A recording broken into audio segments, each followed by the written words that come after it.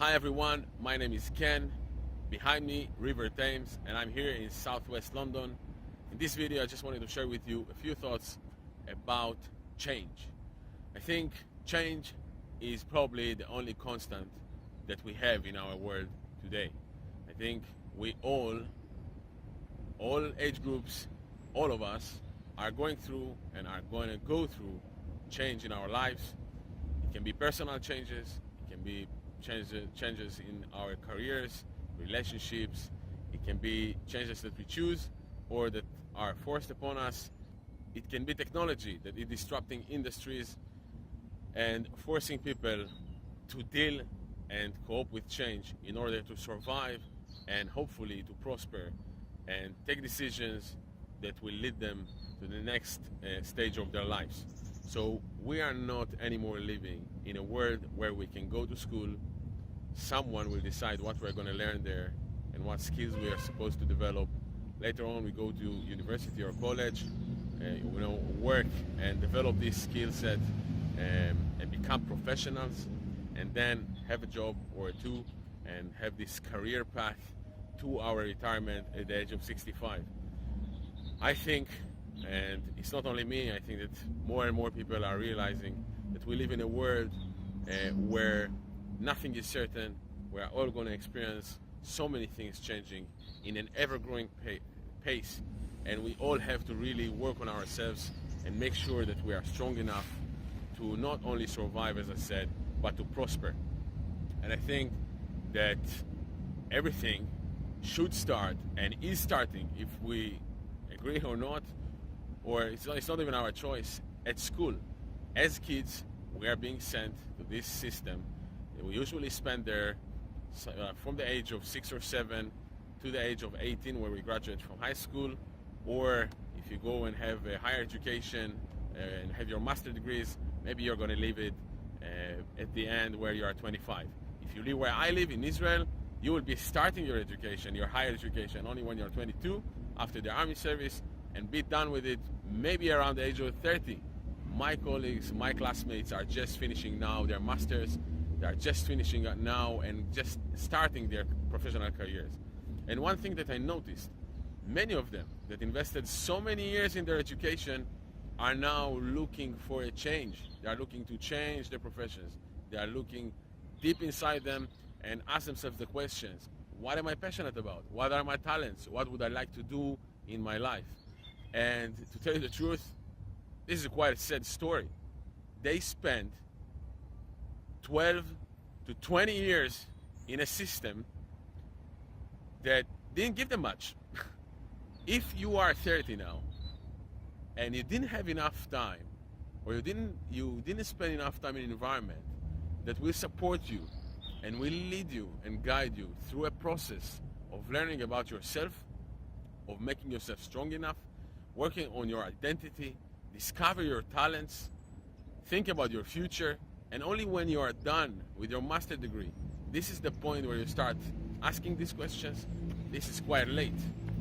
And the adults among us that are watching this video that are asking themselves these questions are usually going and starting to work on themselves, going to this industry of self-development, going through a process of exploring themselves, setting up goals, reinventing themselves most of the time, telling themselves things like, if you don't like your job, we live only once, you should take a decision, take responsibility over your life, change your career path, leave your employer, follow your passion, follow your heart, open your business, do whatever, I don't know. But we don't use usually, at least from my experience, the same advice to our kids. When our kids are coming from school and are sharing with us their frustration from the school system, when they share with us that they are not passionate about going there, they don't feel that it's a good value for their time, whether they're good students or not, it's not even relevant, because who set up these measures anyway?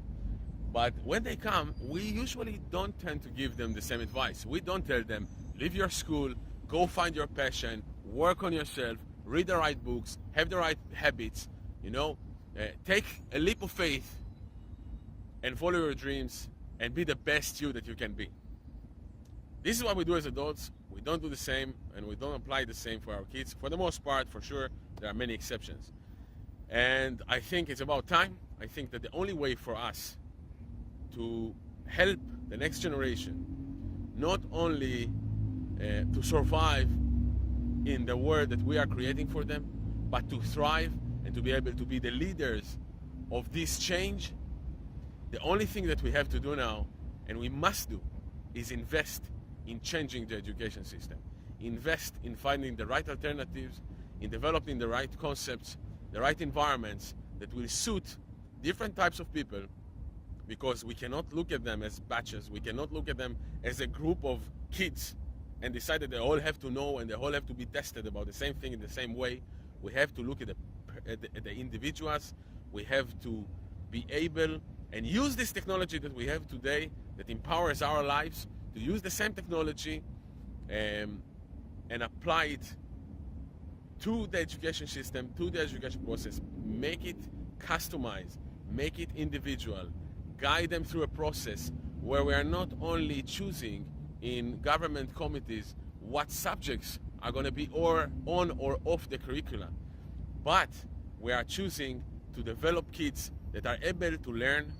We have to teach them the skills to learn, rather than just being focused very narrowly on you have to learn this and that, and these are the subjects that are going to be good for you and for your future. We all know that this is not the formula for success. So let's not lie to our kids. Let's not force them to do something that we, as their parents, don't believe in. And if you believe in this, go ahead and but you still have to be sensitive to the child. You still have to look at him. He might not be just like you. Maybe you're an academic. Maybe you love these kind of institutions and the progress that you have and the process that you have in life. But maybe your child is not. And you have to I think you have to be really sensitive to their needs. And what I've decided to do, I've decided to devote myself, my energy, my talents, my skills, everything, the rest of my life, in order to build a team around it and to work on these very needed solutions that will bring the next generation of education and will help the next generation to become the leaders that we need.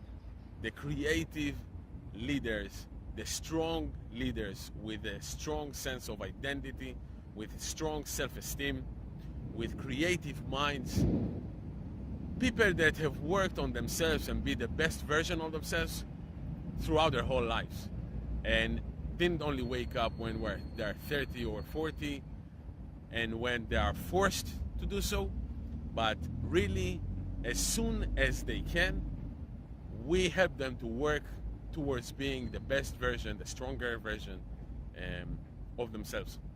So that's what I'm going to do. I hope that some of you that want to jump on board with me and can help me go through this process and lead this kind of revolution that is needed will contact me. Please feel more than welcome to send me your comments, your thoughts. You might not agree with me, and it's fine. You might have great ideas, amazing experiences, your personal experiences, something that you learn from your kids when they come from school, whether they are happy or not. Maybe they learn in such an environment that is bringing change. I know there are alternatives in almost every country. If you look at Finland and if you look even in the States, you have, and many other countries, you have these projects that are going in the right direction. All I say is that I want to be able to position myself where I can contribute to this effort, because I think it's probably one of the most important things for the society right now. So if you want to join me, do it, contact me, and we do it together. For the time being, peace.